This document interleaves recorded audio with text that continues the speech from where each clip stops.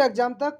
जैसे कि पता फ्रेंड्स, मैं आप लोगों के सामने आज संपूर्ण भूगोल लेकर के आया हूँ। एक ही वीडियो में कवर किया जाएगा फ्रेंड्स एनसीईआरटी का पूरा सार संग्रह।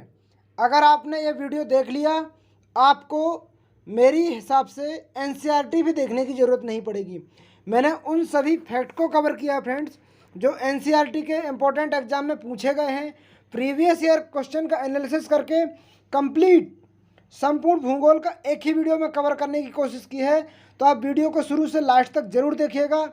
आपको हमारे यहाँ से केवल फ्री में शिक्षा प्रोवाइड करवाई जाती है। आपको किसी प्रकार का कोई शुल्क नहीं लिया जाता है, एकदम फ्री में प्रोवाइड करवाया जाता है सब कुछ। तो बिना किसी देरी के अगर आप चैनल पर नए हैं, अभी तक आपने चैनल को सब्सक्राइब नहीं किया, तो सबसे पहले चैनल को कर लीजिए सब्सक्राइब और अपने फ्रेंडों को कीजिए शेयर, क्योंकि यहाँ पर आपको जानकारी मिलती है सही और ऑथेंटिक, और पढ़ाया जाता है एकदम पूरा डिटेल में पढ़ाया जाता है। तो संपूर्ण भूगोल, आज आप लोगों का भूगोल का चैप्टर ख़त्म हो जाएगा। जैसे ही मैंने हिंदी की संपूर्ण क्लास डाली है वो आप देख लेंगे तो पूरा हिंदी ख़त्म। ये वीडियो देखने के बाद आपका संपूर्ण भूगोल ख़त्म हो जाएगा फ्रेंड्स। तो बिना किसी देरी के चलते हैं आज भूगोल को पढ़ने के बाद। देखिए फ्रेंड्स, भारत का भूगोल, यहाँ से कई बार एग्जाम में प्रश्न आते हैं। भारत की स्थिति उत्तरी गोलार्ध एवं पूर्वी देशांतर में है। मतलब भारत कैसा है फ्रेंड्स, उत्तरी गोलार्ध और पूर्वी देशांतर में है। भारत की आकृति चतुष्कोणीय है। मतलब कई बार पेपर में प्रश्न पूछा जाएगा भारत की आकृति किस प्रकार की है, तो भारत की आकृति चतुष्कोणीय है फ्रेंड्स। आई होप आपको यहाँ पर समझ में आ गया होगा। नहीं तो भारत का अक्षांशीय विस्तार 8 डिग्री 4 से 37 डिग्री उत्तरी गोलार्ध में है। एक कई बार एग्जाम में पूछा जाता फ्रेंड्स, इसको याद रखिएगा। भारत का अक्षांशीय विस्तार कितना है, ये पेपर में आता है। अपने नोटबुक में इम्पोर्टेंट लगा के डाल लीजिएगा। भारत उत्तरी गोलार्ध में 8 डिग्री 4 से 37 डिग्री 6 के बीच में पाया जाता फ्रेंड्स। ये एकदम आपको मानचित्र के माध्यम से बताया जाएगा। ये भारत का नक्शा बना हुआ फ्रेंड्स। सबसे ऊपर में उत्तरी गोलार्ध, उत्तर में जम्मू कश्मीर पाया जाता है, दक्षिण में अपना तमिलनाडु पाया जाता है, पूर्व में अपना अरुणाचल प्रदेश पाया जाता है, पश्चिम में अपना गुजरात पाया जाता है। तो फ्रेंड मैप के माध्यम से आई होप आपको समझ में आया होगा। सिंपल सी बात है फ्रेंड्स, जैसे पृथ्वी है, जैसे आपने ये पृथ्वी मान ली, पृथ्वी में 1 2 3 4 इस टाइप के 4 कोण पाए जाते हैं, इसलिए भारत की आकृति चतुष्कोणीय कहलाती है। अब इसको उत्तर कहेंगे, इसको दक्षिण कहेंगे, इसको पूर्व कहेंगे, इसको पश्चिम कहेंगे।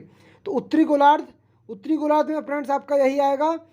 8 डिग्री 4 से 37 डिग्री 6 तक उत्तरी गोलार्ध में है, और 68 60 से 97 25 पूर्वी देशांतर हैं। कई बार पूर्वी देशांतर पूछा जाएगा, तो 68 डिग्री सेल्सियस से 7 के बीच और 97 25 के बीच पूर्वी देशांतर में है। आई होप फ्रेंड आपको यहाँ पर ये समझ में आया होगा। आगे बात करते फ्रेंड्स, क्वेश्चन का ट्रेंड कहाँ से पूछा जाता है। ये कई बार एग्जाम में पूछा जाता है। भारत का विश्व क्षेत्रफल में दृष्टि से 7वां स्थान है। मतलब भारत का विश्व के क्षेत्रफल की दृष्टि से कौन सा स्थान है, तो 7वां स्थान है। जनसंख्या की दृष्टि से भारत का दूसरा स्थान है। अगर जनसंख्या की दृष्टि से देखा जाएगा तो भारत का दूसरा स्थान है, और क्षेत्रफल की दृष्टि से देखा जाएगा तो 7वां स्थान है। आई होप फ्रेंड आपको यहाँ पर समझ में आ गया होगा कि जनसंख्या की दृष्टि से कौन सा है और क्षेत्रफल की। ये वेरी इंपॉर्टेंट में डाल लीजिएगा आप, क्योंकि एग्जाम में यहाँ से प्रश्न पूछा ही जाता है। नोटबुक में अपनी नोट करके लिख लीजिएगा, कई बार एग्जाम में आया हुआ है। अब फ्रेंड्स कई बार एग्जाम में ये आता है कि मतलब 7वां अपना भारत है तो क्यों है। तो मैं आपके सामने दोनों अलग अलग लेकर के आया हूँ। देखो, क्षेत्रफल के अनुसार अलग है और जनसंख्या के अनुसार अलग है, दोनों में स्थिति अलग है फ्रेंड्स। अब देखिए आपके सामने एक और प्रश्न आता है क्षेत्रफल के अनुसार। तो भारत में सबसे पहले क्षेत्रफल के अनुसार अगर देखा जाएगा तो रूस भारत में क्षेत्रफल के अनुसार सबसे बड़ा देश है। जनसंख्या के अनुसार पर देखा जाएगा तो चीन, भारत में जनसंख्या के आधार पर चीन सबसे बड़ा देश है। द्वितीय अगर देखा जाएगा तो कनाडा, दूसरा देश अगर देखा जाएगा तो कनाडा, भारत में कनाडा दूसरा क्षेत्रफल के अनुसार सबसे बड़ा देश है। जनसंख्या की दृष्टि से भारत सबसे बड़ा देश है। भारत में जनसंख्या सबसे अधिक पाई जाती फ्रेंड्स। इसके बाद तृतीय में देखा जाएगा तो चीन अपना तीसरा है। चौथा यूएसए जाएगा, चौथा यूएसए, पांचवा ब्राज़ील, छठवां ऑस्ट्रेलिया और सातवां अपना भारत। भारत में क्षेत्रफल के हिसाब से भारत 7वें स्थान पर है, जनसंख्या के हिसाब से भारत दूसरे स्थान पर है, 8वें में अर्जेंटीना। आई होप फ्रेंड आपको यहाँ पर क्षेत्रफल की जानकारी लग गई होगी। अब जनसंख्या की देखिए, जनसंख्या में फिर यूएसए तीसरे नंबर पर जाता है, फिर इंडोनेशिया, ब्राज़ील, पाकिस्तान, नाइजीरिया और बांग्लादेश। सबसे कम बांग्लादेश है फ्रेंड्स जनसंख्या के आधार पर। तो आपको ये चीज़ हमेशा आपके नोटबुक में याद रख लीजिए, जनसंख्या के आधार पर भारत कौन सा देश है तो दूसरा है, और क्षेत्रफल के अनुसार भारत कौन सा देश है तो क्षेत्रफल के अनुसार भारत 7वां देश है। आई होप फ्रेंड आपको यहाँ पर ये जानकारी समझ में आ गई होगी। अब राज्य वाइज जानकारी देख सकते हैं फ्रेंड्स, भारत पॉपुलेशन में राज्य वाइज में देख सकते हैं आप कि भारत के राज्य इतने हैं। तो पॉपुलेशन में भारत राज्य वाइज दूसरे नंबर पे आता है, किसमें, जनसंख्या के हिसाब से दूसरे नंबर पे, और 7वें नंबर आता है क्षेत्रफल के हिसाब से। ये जानकारी आप याद रखिएगा फ्रेंड्स। आगे बात करते हैं फ्रेंड्स अपन भारत का कुल क्षेत्रफल कितना है। तो भारत का कुल क्षेत्रफल 32,87,263 वर्ग किलोमीटर। ये आप याद रख लीजिएगा, कई बार पेपर में पूछा गया है भारत का क्षेत्रफल कितना है तो 32,87,263 वर्ग किलोमीटर, जो कि विश्व के कुल क्षेत्रफल का 2.42% है। विश्व के कुल क्षेत्रफल का 2.42% है। भारत में विश्व की कुल जनसंख्या, मतलब एक कई बार पूछा जाता है विश्व के क्षेत्रफल का कितना है तो 2.4 आपको लगा देना है। एमपी पटवारी में भी देखिए 3 से 4 बार प्रश्न रिपीट हुआ था। भारत में विश्व की कुल जनसंख्या 17.5% हिस्सा निवास करती है। देखिए विश्व की 17.5 तो भारत में निवास करती है 17.5। उत्तर से दक्षिण का विस्तार भारत का 3214 किलोमीटर है। याद रखिएगा, फैक्ट है, इंपॉर्टेंट है, एग्जाम में कई बार पूछा जाता है। पूरब से पश्चिम का 2933 किलोमीटर फ्रेंड्स। पूरब से पश्चिम का विस्तार अगर पूछा जाता है तो 2933 किलोमीटर है। उत्तर से दक्षिण का पूछा जाता तो 3214 किलोमीटर है। ये फैक्ट फ्रेंड्स आप लोग याद रखिएगा, एग्जाम की दृष्टि से बहुत ही इंपॉर्टेंट है फ्रेंड्स। इसके बाद फ्रेंड्स आता है भारत का पूर्वी बिंदु अरुणाचल प्रदेश में वलांगू किबथू है। मतलब पूर्वी बिंदु कौन सा फ्रेंड्स तो अरुणाचल प्रदेश। अब देखिए यहाँ पे आपको बताऊँ, ये अरुणाचल प्रदेश है, ये पूर्वी बिंदु है, और पश्चिम में अपना गुजरात आता है। तो अभी दूरी आई थी पूरब से पश्चिम की दूरी 2933। तो कहाँ से कहाँ की दूरी थी फ्रेंड्स, ये अरुणाचल प्रदेश से गुजरात के बीच की दूरी थी 2933 किलोमीटर। आई होप फ्रेंड आपको समझ में आ गया होगा। पूर्वी बिंदु अरुणाचल प्रदेश से बलांगू किप्तू कहाँ पर, गुजरात में है, इसकी दूरी ही 2933 थी। पेपर में कई बार पूछा जाता है, इसको याद रखिएगा फ्रेंड्स। सबसे पश्चिमी बिंदु गुजरात में सक्रिय कक्ष जिला में है फ्रेंड्स। सबसे कम गुजरात के सक्रिय कक्ष, गुजरात है यहाँ सबसे कम है सक्रिय जिला में फ्रेंड्स। उसके बाद फ्रेंड्स आता है सबसे उत्तरी बिंदु इंदिरा कॉल है। उत्तरी बिंदु सबसे इंदिरा कॉल है, जो कि केंद्र शासित प्रदेश लेह में स्थित है। यहाँ पर देखिए फ्रेंड्स, ये लद्दाख और जम्मू कश्मीर अलग अलग हो चुके हैं, तो उत्तरी बिंदु यहाँ पर इंदिरा कॉल है। यहाँ पर इंदिरा कॉल है जो लद्दाख के लेह में स्थित है, और इंदिरा पॉइंट नीचे तमिलनाडु के यहाँ पर है फ्रेंड्स। इंदिरा पॉइंट तमिलनाडु के यहाँ पर है, इंदिरा कॉल उत्तरी में जम्मू कश्मीर के यहाँ पर है। तो मैप के आधार पर फ्रेंड्स आपको पढ़ाया जाता है। ऐसी क्लास आपको यूट्यूब पर बहुत ही कम मिलेगी फ्रेंड्स। मैप के द्वारा आपको बहुत अच्छे सरल और शुद्ध तरीके से बताया जाता है, पूरा मैप के आधार पर ही बताया जाता है। तो आप बहुत अच्छे से इनको याद कर लीजिए। सबसे दक्षिणी बिंदु इंदिरा पॉइंट है, जो मैंने बताया दक्षिणी बिंदु इंदिरा पॉइंट कहाँ पर है, ये अपना तमिलनाडु के पास में है फ्रेंड्स। इंदिरा पॉइंट को पहले पिग्मेलियन पॉइंट के नाम से जाना जाता था। इंदिरा पॉइंट को सबसे पहले पिग्मेलियन पॉइंट के नाम से जाना जाता था, यही इंदिरा पॉइंट कहलाता फ्रेंड्स। आई होप आपको यहाँ पर समझ में आ गया होगा। सबसे दक्षिणतम बिंदु इंदिरा पॉइंट है। इंदिरा पॉइंट को सबसे पहले पिग्मेलियन पॉइंट या पार्सन पॉइंट के नाम से जाना जाता था। इंदिरा पॉइंट निकोबार द्वीप समूह में स्थित है। इसकी भूमध्य रेखा 876 किलोमीटर फ्रेंड्स। इसकी भूमध्य रेखा कितनी है, 876 किलोमीटर है। आई होप फ्रेंड आपको यहाँ पर समझ में आया होगा। अब आया फ्रेंड्स प्रायद्वीपीय भारत का सबसे दक्षिणी भाग। प्रायद्वीपीय भारत का सबसे दक्षिणी भाग तमिलनाडु में कैप कोमोरिन कन्याकुमारी में स्थित है। तमिलनाडु के कैप कमोरिन कन्याकुमारी में स्थित है फ्रेंड्स।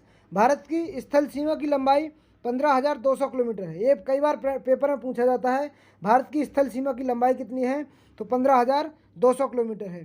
तटीय भाग की लंबाई 75-16 किलोमीटर फ्रेंड्स। तटीय भाग की लंबाई 75-16 किलोमीटर है। द्वीप समूह को मिलाकर केवल भारतीय प्रायद्वीप ही तटीय समूह 61 किलोमीटर तक है। ये भारतीय प्रायद्वीप तटमूल देखा जाएगा तो 61 किलोमीटर है। तटीय भाग की लंबाई 7516 किलोमीटर है। द्वीप समूह मिलाकर 6100 किलोमीटर है। आई होप आपको यहाँ पर समझ में आया होगा फ्रेंड्स। अब यहाँ से प्रश्न आता फ्रेंड्स, भारतीय मानक समय रेखा 82 डिग्री सेल्सियस 30 से पूर्वी देशांतर मानक समय 5 राज्यों को छूकर गुजरती है। मतलब जो भारत का 5 घंटे का समय है फ्रेंड्स, ये 5 राज्यों के होकर गुजरती है। उत्तर प्रदेश, छत्तीसगढ़, मध्य प्रदेश, आंध्र प्रदेश और उड़ीसा, ये 5 राज्यों को छू करके निकलती फ्रेंड्स। तब अब देखिए, उत्तर प्रदेश ये है फ्रेंड्स, मध्य प्रदेश ये है, और छत्तीसगढ़ ये है, आंध्र प्रदेश ये है, और उड़ीसा ये है फ्रेंड्स। ये 5 राज्यों को छू करके निकलती है मानक समय रेखा। मानक समय रेखा इन 5 राज्यों को छूकर ही जाती है। तो अब मैप के माध्यम से आपको बताया जा रहा, बहुत ही ज़बरदस्त क्लास रहने वाली फ्रेंड्स। तो पूरी क्लास को अवश्य देखिएगा। एक बार आपने पूरी क्लास देख ली, ज़िंदगी में आपको दोबारा NCERT वगैरह कुछ देखने की ज़रूरत नहीं पड़ेगी फ्रेंड्स। तो 5 राज्य, ऐसा भी प्रश्न पूछा जा सकता है कि मानक समय रेखा किन किन राज्यों से होकर नहीं गुजरती। तो आपको ये 5 राज्य याद रखना है, उत्तर प्रदेश, छत्तीसगढ़, मध्य प्रदेश, आंध्र प्रदेश, उड़ीसा।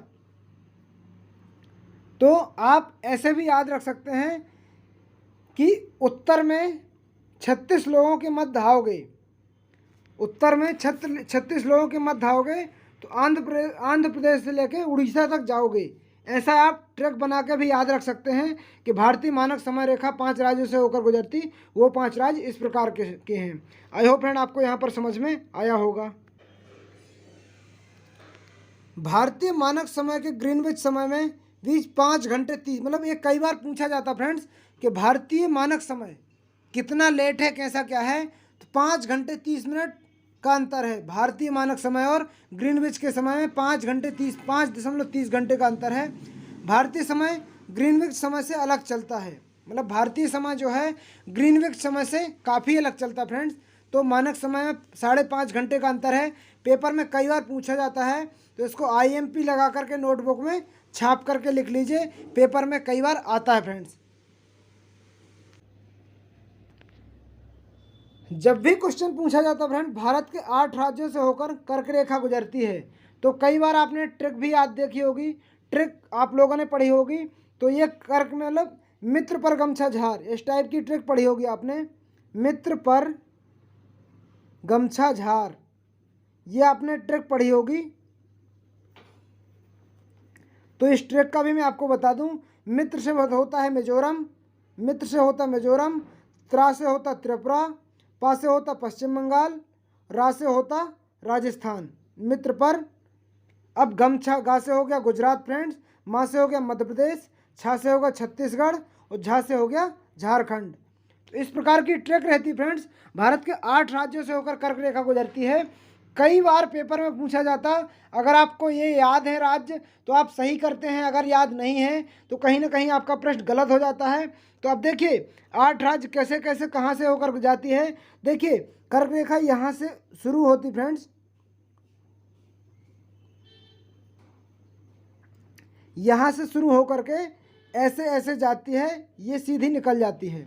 तो यहाँ गुजरात है फ्रेंड्स, यहाँ गुजरात, यहाँ थोड़ा देखिए ये गुजरात का नक्शा है, गुजरात है, ये राजस्थान को टच किया इसने, दूसरा नंबर, तीसरा MP आया, तीसरा MP आया, चौथा क्या आया फ्रेंड्स, छत्तीसगढ़, ये छत्तीसगढ़ आया, मध्य प्रदेश छत्तीसगढ़, फिर ये झारखंड आया फ्रेंड्स, ये झारखंड को टच किया इसने, फिर यहाँ पश्चिम बंगाल, ये पश्चिम बंगाल है, वेस्ट बंगाल। अब इसके बाद त्रिपुरा, ये त्रिपुरा 3 राज्यों से होकर घिरा है, ये त्रिपुरा हो गया, और ये मिजोरम हो गया लास्ट में मिजोरम हो गया। तो इस प्रकार से भारत में कर्क रेखा 8 राज्यों से होकर गुजरती है। आई होप मैप के माध्यम से आपको समझ में आ गया होगा, जो कि कभी नहीं भूलने वाला फ्रेंड्स, आपके लिए रामबाण साबित होगा। आई होप आप इसको समझ चुके होंगे फ्रेंड्स। भारत के 8 राज्यों से होकर कर्क रेखा गुजरती है, वो 8 राज्य कौन से हैं। अगर आपको पसंद आ रहा वीडियो तो सब लोगों को शेयर कर दीजिए। अभी तक आपने चैनल को सब्सक्राइब नहीं किया, ईमानदारी से सिलेक्शन के लिए सब्सक्राइब कर लीजिएगा। आपको यहाँ सफलता जल्द ही दिलाई जाएगी, बस मेहनत आपको करना है मेरे साथ मिल करके। नॉर्मल देख लेते फ्रेंड्स। अब देखिए नॉर्मल मैंने अभी ट्रिक से बताए थे। गुजरात, राजस्थान, मध्य प्रदेश, छत्तीसगढ़, झारखंड, पश्चिम बंगाल, त्रिपुरा और मिजोरम, ये भारत के 8 राज्यों से होकर कर्क रेखा जाती है, जो कि आपके लिए काफ़ी हेल्पफुल रहेंगे। ये राज्य आप याद रख लीजिए फ्रेंड्स। आगे बात करते फ्रेंड्स। आगे ये देखिए, क्वेश्चन में कई बार ये पूछा जाता है, भारत का सर्वाधिक नगरीकृत राज्य गोवा है। भारत में सर्वाधिक नगरीकृत राज्य गोवा है, मतलब सबसे ज़्यादा नगर गोवा में है। और भारत का सबसे कम नगरीकृत राज्य हिमाचल प्रदेश है फ्रेंड्स। सबसे कम नगर हिमाचल प्रदेश में है, सबसे ज़्यादा नगर गोवा है फ्रेंड्स। और भारत का मध्य प्रदेश सबसे अधिक वन वाला राज्य है। ये कई बार पेपर में पूछा जाता है फ्रेंड्स। सबसे अधिक वन वाला राज्य क्षेत्रफल की दृष्टि से मध्य प्रदेश है फ्रेंड्स, और सबसे कम वन वाला हरियाणा है फ्रेंड्स। हरियाणा में सबसे कम वन पाए जाते हैं। आई होप फ्रेंड आपको यहाँ पर समझ में आया होगा। फ्रेंड्स ये भारत का सर्वाधिक नगरीकृत राज्य कौन सा है, तो सर्वाधिक नगरीकृत राज्य की बात करते हैं अगर अपन, तो सर्वाधिक नगरीकृत में गोवा राज्य जाएगा। सबसे कम नगरीकृत की बात करते तो हिमाचल प्रदेश आएगा फ्रेंड्स। आई होप आपको यहाँ समझ में आ गया होगा। भारत का मध्य प्रदेश में सबसे अधिक वन वाला राज्य, सबसे अधिक वन वाला राज्य मध्य प्रदेश है। भारत में सबसे अधिक वन क्षेत्रफल की दृष्टि से मध्य प्रदेश में पाए जाते हैं फ्रेंड्स। आई होप आपको यहाँ समझ में आया होगा। सबसे कम वन वाला राज्य हरियाणा है फ्रेंड्स। देखिए भारत में सबसे अधिक वन क्षेत्रफल की दृष्टि से कहाँ है फ्रेंड्स, तो मध्य प्रदेश है। और भारत का हरियाणा सबसे कम वन वाला राज्य है फ्रेंड्स। भारत का मौसम मेघालय सबसे अधिक वर्षा होती है फ्रेंड्स। यहाँ से कई बार पेपर में प्रश्न पूछे जाते हैं, सबसे अधिक वर्षा कहाँ पर होती है, तो मासेनराम मेघालय में भारत की सबसे अधिक वर्षा होती है। भारत के केंद्र शासित प्रदेशों में लेह सबसे कम वर्षा वाला, मतलब लेह में सबसे कम वर्षा होती है फ्रेंड्स। अरावली पर्वत सबसे प्राचीन पर्वत श्रृंखला है। सबसे पुरानी पर्वत श्रृंखला कौन सी फ्रेंड्स, तो अरावली पर्वत है। आई होप फ्रेंड आपको यहाँ पर समझ में आया होगा। अरावली पर्वत सबसे प्राचीन पर्वत श्रृंखला वाला है फ्रेंड्स। हिमालय पर्वत सबसे नवीन पर्वत, मतलब सबसे नवीन पर्वत पूछा जाएगा तो हिमालय है, सबसे पुराना पूछा जाएगा तो अरावली है फ्रेंड्स। आई होप आपको यहाँ समझ में आ गया होगा। भारत की अंतर्राष्ट्रीय सीमा एवं पड़ोसी देश कौन से फ्रेंड्स, तो भारत की कुल 15,200 किलोमीटर सीमा रेखा 92 जिलों के 17 राज्यों से होकर गुजरती है। भारत की 15,200 किलोमीटर सीमा 92 जिलों के 17 राज्यों से होकर गुजरती है। भारत की तटीय सीमा 7516 किलोमीटर है। भारत की तटीय सीमा 7516 किलोमीटर है, जो कि 9 राज्यों और 4 केंद्र शासित प्रदेशों को स्पर्श करती है। आई होप फ्रेंड आपको यहाँ समझ में आया होगा। भारत की तटीय सीमा में 7516 किलोमीटर, 9 राज्य, 4 केंद्र शासित प्रदेश को स्पर्श करती है। केवल प्रायद्वीपीय भारत तटीय सीमा रेखा 6100 किलोमीटर है। केवल प्रायद्वीपीय की बात होगी फ्रेंड्स, तो केवल प्रायद्वीपीय में बात जाएगी अपनी 6100 किलोमीटर। आई होप आपको समझ में आया होगा। अब भारत के 7 पड़ोसी देश भारत के थल सीमा को स्पर्श करते हैं। जो भारत के 7 पड़ोसी देश हैं फ्रेंड्स, वो भारत की थल सीमा को प्रदर्शित कौन करते हैं, पाकिस्तान, चीन, नेपाल, बांग्लादेश, भूटान और म्यांमार। ये भारत के साथ थल सीमा को स्पर्श करते फ्रेंड्स। तो भारत 28 राज्य और 8 केंद्र शासित प्रदेशों का प्रदेश है। यहाँ भारत के 7 पड़ोसी देश हैं, तो वो इनकी थल सीमा को प्रदर्शित करते हैं। भारतीय राज्यों में गुजरात की तटरेखा सर्वाधिक लंबी है फ्रेंड्स। इसके बाद आंध्र प्रदेश की तटरेखा, कई बार पेपर में पूछा जाता कि सबसे ज़्यादा तटरेखा कहाँ की है फ्रेंड्स, तो सबसे ज़्यादा तटरेखा लंबी गुजरात की है। इसके बाद आंध्र प्रदेश की तटरेखा, फिर त्रिपुरा तीनों तरफ से बांग्लादेश से घिरा राज्य है। मतलब त्रिपुरा जो है बांग्लादेश से तीनों तरफ से घिरा हुआ राज्य है। भारत के 7 पड़ोसी देशों में आपको ये बता चुका हूँ फ्रेंड्स। अगर देखा जाएगा फ्रेंड्स, तो भारत की सबसे लंबी अंतर्राष्ट्रीय सीमा बांग्लादेश के साथ लगती है, यानी कि 4062 इतने किलोमीटर आप बांग्लादेश के साथ टच करती है फ्रेंड। भारत सबसे छोटी अंतर्राष्ट्रीय सीमा अफगानिस्तान के साथ केवल 80 किलोमीटर, सबसे ज़्यादा यहाँ पर तालिबानियों का राज हो चुका फ्रेंड्स। सबसे कम अफगानिस्तान के साथ साझा करता है, सबसे ज़्यादा बांग्लादेश के। कई बार पेपर में पूछा जाता फ्रेंड्स, सबसे अधिक साझा करता है किसके साथ, तो बांग्लादेश के साथ। सबसे कम अफगानिस्तान के साथ। भारत के 2 पड़ोसी देश जो भारत की तटीय सीमा के साथ जुड़े हुए हैं, वो कौन से फ्रेंड्स, मैं आपको वो बताने जा रहा हूँ। तो फ्रेंड्स, भारत के 2 पड़ोसी देश भारत की सीमा में जुड़ते हैं, श्रीलंका और मालदीव। मतलब 2 ऐसे देश हैं जो पड़ोसी सीमा के साथ तटीय सीमा में जुड़ते हैं। ऐसे देश जो थल एवं जल एवं थल दोनों में सीमा बनाते हैं, कौन से हैं, तो पाकिस्तान, बांग्लादेश। देखिए, भारत के 2 पड़ोसी तटीय सीमा के साथ श्रीलंका और मालदीव। ये तटीय सीमा आएगा तो ये आपको लगाना, और थल एवं जल दोनों सीमा में तो पाकिस्तान, बांग्लादेश। और मैं आपको बताने जा रहा हूँ फ्रेंड, थल सीमा से बांग्लादेश, पाकिस्तान और म्यांमार, ये थल और जल दोनों से भारत के साथ सीमा बनाते फ्रेंड्स। अब म्यांमार के साथ, अब अपन आगे पढ़ेंगे म्यांमार के साथ वाले राज्य फ्रेंड्स। अब फ्रेंड बात आती है, म्यांमार के साथ भारत के 4 राज्य सीमा साझा करते हैं। म्यांमार के साथ भारत के 4 राज्य सीमा साझा करते हैं, अरुणाचल प्रदेश, नागालैंड, मणिपुर और मिजोरम। मतलब म्यांमार के साथ 4 राज्य सीमा को साझा करते हैं, अरुणाचल प्रदेश, नागालैंड, मणिपुर और मिजोरम। ये 4 राज्य कई बार पूछे जाते हैं, म्यांमार के साथ कौन से राज्य सीमा साझा करते हैं, तो आपको पता होना चाहिए फ्रेंड्स। अब आ चुका फ्रेंड्स, पाक जलडमरू मध्य और मन्नार की खाड़ी श्रीलंका को भारत से अलग करती है। पाक जलडमरू मध्य पाक जल संधि के नाम से जाना जाता है। पाक जलडमरू मध्य को पाक जल संधि के नाम से जाना जाता है। मैकमोहन रेखा भारत और चीन के बीच स्थित है। कई बार पेपर में पूछा जाता, मैकमोहन रेखा किस किस के सामने है, तो भारत और चीन के बीच में स्थित है। 1914 में शिमला समझौता के मध्य निर्धारित की गई थी फ्रेंड्स। 1914 में कौन, मैकमोहन रेखा भारत और चीन के बीच में है। कई बार पेपर में पूछा जाता है, इंपॉर्टेंट क्वेश्चन है फ्रेंड्स। 1914 के बाद फ्रेंड्स आती है 1886 में सर डुरल्ड द्वारा। 1886 में सर डुरल्ड द्वारा भारत और अफगानिस्तान के बीच डुरल्ड रेखा, भारत और अफगानिस्तान के बीच डुरल्ड रेखा स्थापित की। परंतु यह रेखा अफगानिस्तान पाकिस्तान के मध्य है। अब क्या है, जब दोनों देशों का बंटवारा हो चुका फ्रेंड्स, तो ये अब अफगानिस्तान और पाकिस्तान के मध्य है डुरल्ड रेखा। डुरल्ड रेखा कहाँ पर है, डुरल्ड रेखा अफगानिस्तान और पाकिस्तान के मध्य है। आई होप आपको यहाँ समझ में आया होगा फ्रेंड्स। इसके बाद आती फ्रेंड्स, भारत और पाकिस्तान के बीच रेड क्लिफ रेखा है।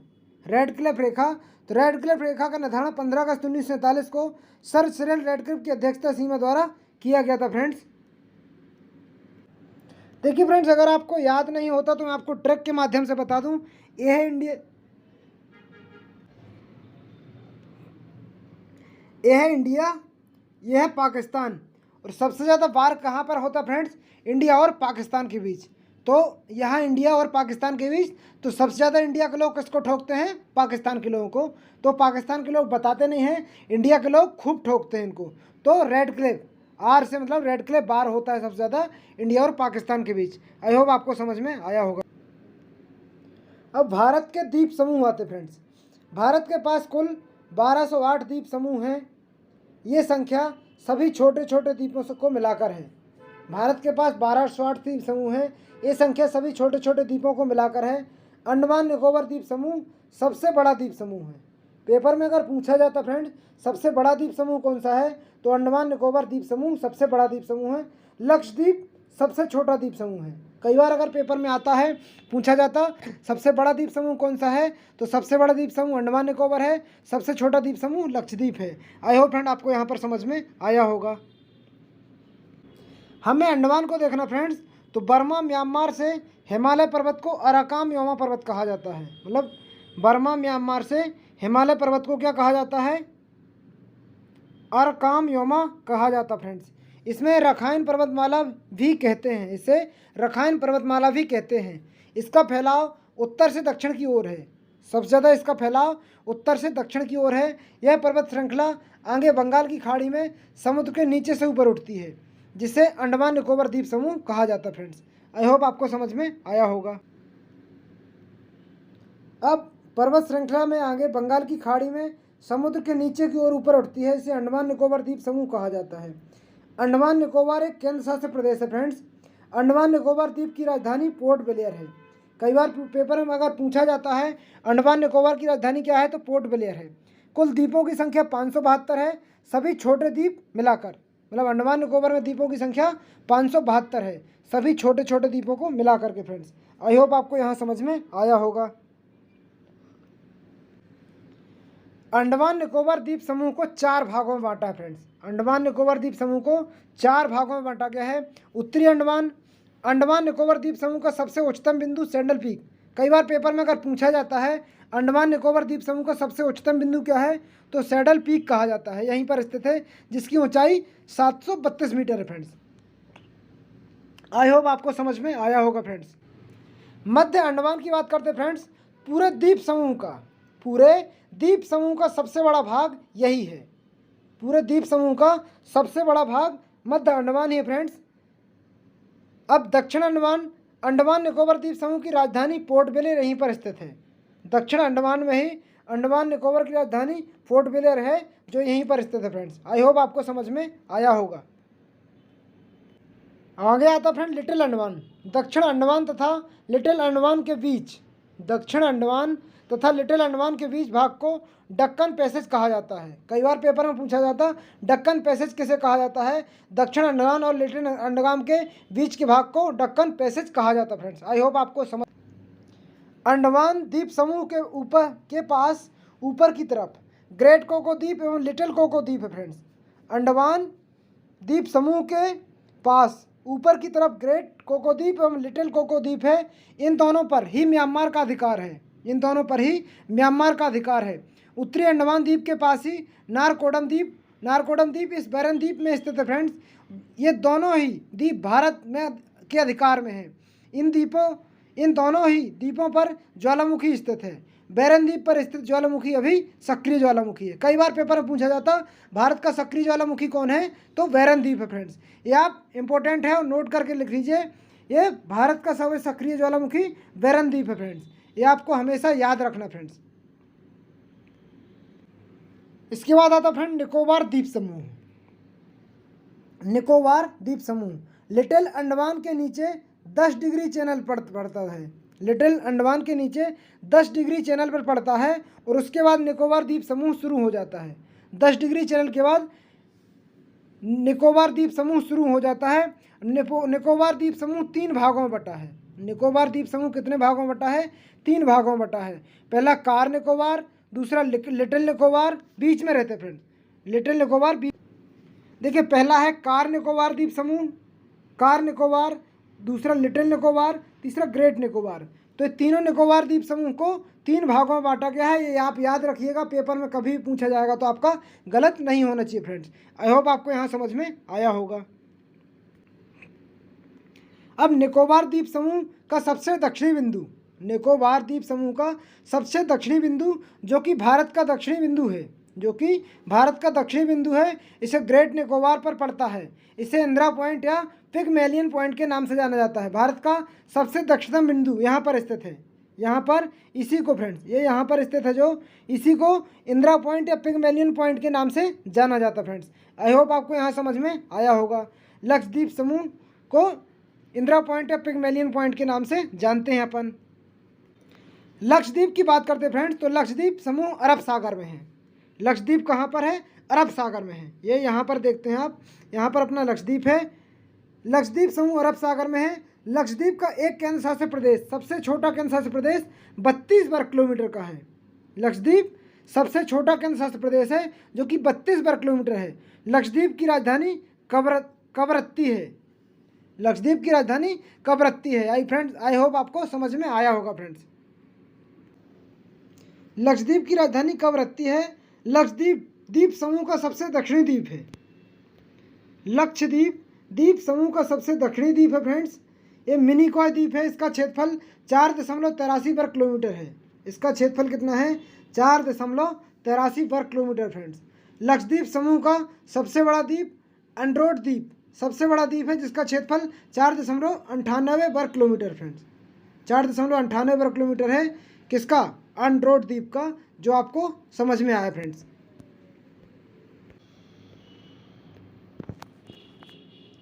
अन्य महत्वपूर्ण द्वीप है फ्रेंड्स न्यूमर द्वीप, गंगा सागर द्वीप बंगाल की खाड़ी के हुगली नदी के तट के पास स्थित है। उड़ीसा के तट पर व्हीलर द्वीप है। कई बार पूछा जाता फ्रेंड्स, उड़ीसा के तट पर कौन सा द्वीप है, तो व्हीलर द्वीप है। अब व्हीलर द्वीप का नाम बदल करके अब्दुल कलाम द्वीप है, जो कि ब्राह्मणी नदी के मुहाने पर बनता है। ब्राह्मणी नदी के मुहाने पर बनता है। यहाँ से मिसाइल का परीक्षण किया जाता है। मिसाइलों का परीक्षण कहाँ से किया जाता है फ्रेंड्स, तो उड़ीसा के तट पर अब्दुल कलाम द्वीप से, जो ब्राह्मणी नदी के किनारे है फ्रेंड्स। आई होप आपको समझ में आया होगा।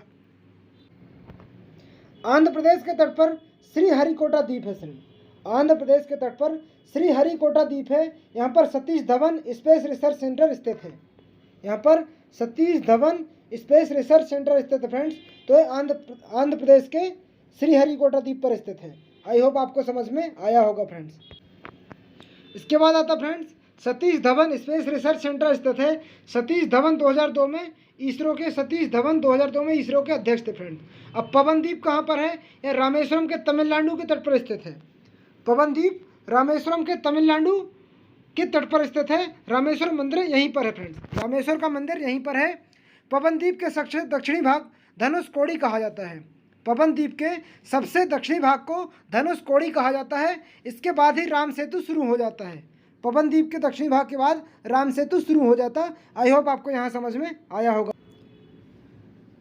राम सेतु शुरू जैसे ही हो जाता फ्रेंड्स, तो श्रीलंका और भारत के बीच अब आ जाता फ्रेंड्स आप लोगों के सामने। श्रीलंका एवं भारत के बीच मन्नार की खाड़ी है। श्रीलंका और भारत के बीच मन्नार की खाड़ी स्थित है फ्रेंड्स। गुजरात में नर्मदा नदी के मुहाने पर खंबात की खाड़ी आलियावेट द्वीप है फ्रेंड्स।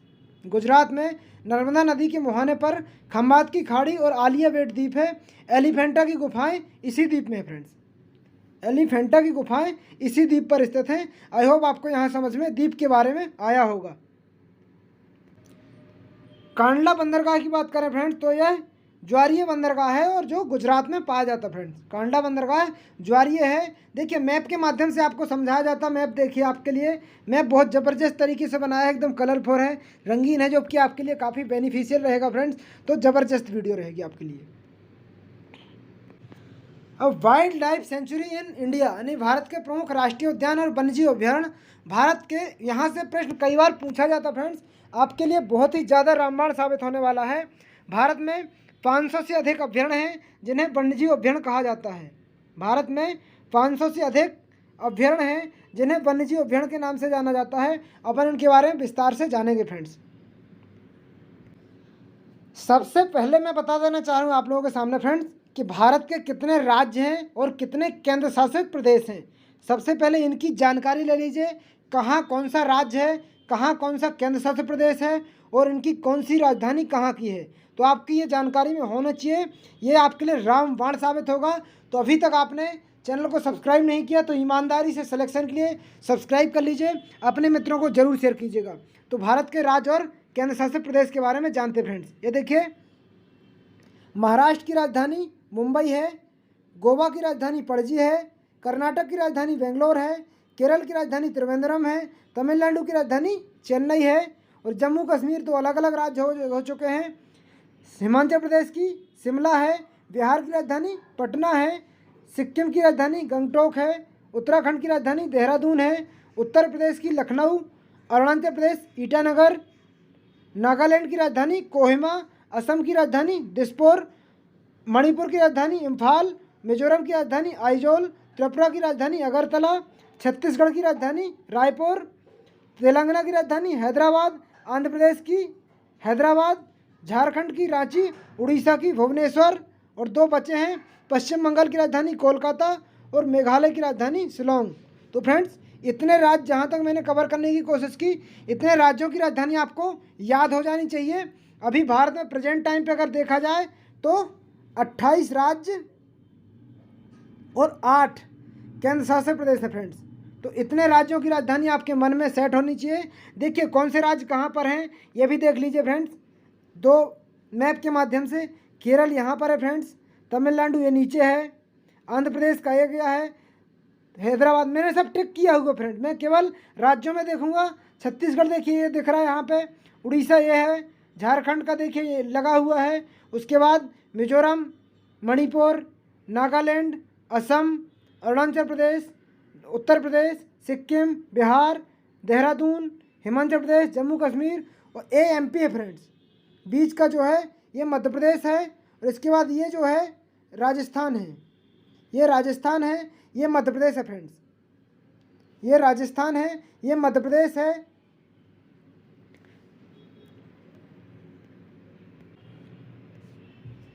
भारत में 500 से अधिक अभ्यारण्य हैं जिन्हें वन्यजीव अभ्यारण्य कहा जाता है फ्रेंड्स। भारत में जो 500 से अधिक अभ्यारण्य हैं उन्हें वन्यजीव अभ्यारण्य कहा जाता है। भारत का प्रथम राष्ट्रीय उद्यान नैनीताल के उत्तराखंड में है। इसका पुराना नाम हैली नेशनल पार्क था, जिसकी स्थापना 1935 में की गई थी फ्रेंड्स। ये देखिए फ्रेंड्स, प्रथम राष्ट्रीय उद्यान उत्तराखंड के नैनीताल में है। इसका पुराना नाम हैली नेशनल पार्क था, जिसकी स्थापना 1935 में की गई थी फ्रेंड्स। इसका पुराना नाम हैली नेशनल पार्क, इसकी स्थापना 1935 में की गई थी फ्रेंड्स। आई होप आपको समझ में आया होगा। अगर इसके बाद बात आती फ्रेंड्स, देश में सर्वाधिक राष्ट्रीय उद्यान मध्य प्रदेश में है। अगर पूछा जाता है देश में सर्वाधिक राष्ट्रीय उद्यान कहाँ पर है, मध्य प्रदेश में। भारत का सबसे बड़ा राष्ट्रीय उद्यान जम्मू कश्मीर के लेह जनपद में है। सबसे बड़ा भारत का राष्ट्रीय उद्यान जम्मू कश्मीर के लेह जनपद में है। इसका नाम हिमेश है फ्रेंड्स। जिम कॉर्बेट पार्क में रामगंगा नदी बहती है।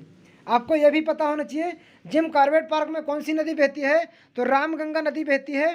भारत का सबसे बड़ा बाघ अभ्यारण्य नागार्जुन सागर आंध्र प्रदेश में है। सबसे बड़ा बाघ अभ्यारण्य कहाँ पर है फ्रेंड्स, तो नागार्जुन सागर है, जो कि आंध्र प्रदेश में है। आपको ये समझ में आया होगा फ्रेंड्स। क्लियर है फ्रेंड्स। आपको याद रखना है कि भारत का सबसे बड़ा अभ्यारण्य है नागार्जुन सागर श्रीशैलम आंध्र प्रदेश में। और उसके बाद भारतीय पक्षी वैज्ञानिक और प्रकृतिवादी सलीम अली को बैडमैन ऑफ इंडिया के नाम से जाना जाता है। भारत के पक्षी वैज्ञानिक और प्रकृतिवादी सलीम अली को बैडमैन ऑफ इंडिया के नाम से जाना जाता है। सलीम अली राष्ट्रीय उद्यान, सलीम अली राष्ट्रीय उद्यान जम्मू कश्मीर के श्रीनगर में स्थित है। सलीम अली जो राष्ट्रीय उद्यान है जम्मू कश्मीर के श्रीनगर में स्थित है फ्रेंड्स। आई होप आपको समझ में आया होगा।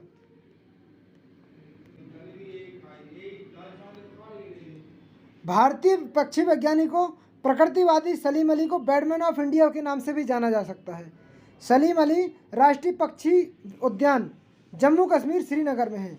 डचिगम सेंचुरी एकमात्र सेंचुरी है जहां कश्मीरी महामृग पाया जाता है। कई बार पेपर में यह भी पूछा जाता है कश्मीरी महामृग कहाँ पाया जाता है, तो डाचीगम अभ्यारण्य में पाया जाता है फ्रेंड्स। एक कश्मीरी महामृग डाचीगम में पाया जाता है। आई होप फ्रेंड आपको ये समझ में आ गया होगा। अगर मैं बात करूं फ्रेंड, डाचीगम सेंचुरी एकमात्र सेंचुरी है जहां कश्मीरी महामृग पाया जाता है। कश्मीरी महामृग पाया जाता है। भारतीय प्राणी विज्ञान सर्वेक्षण की स्थापना 1916 में की गई थी। भारतीय प्राणी विज्ञान सर्वेक्षण की स्थापना 1916 में की गई थी। इसका मुख्यालय फ्रेंड्स कहाँ पर है, तो कोलकाता में है। इसका मुख्यालय कोलकाता में है। आई होप फ्रेंड्स आपको ये समझ में आ गया होगा। भारतीय प्राणी विज्ञान सर्वेक्षण की स्थापना 1916 में की गई थी फ्रेंड्स। इसका मुख्यालय कोलकाता में है। कई बार पूछा जाता है भारतीय प्राणी विज्ञान सर्वेक्षण कहाँ है, तो कोलकाता में है। इसकी स्थापना कब हुई थी फ्रेंड्स, तो 1916 में हुई थी।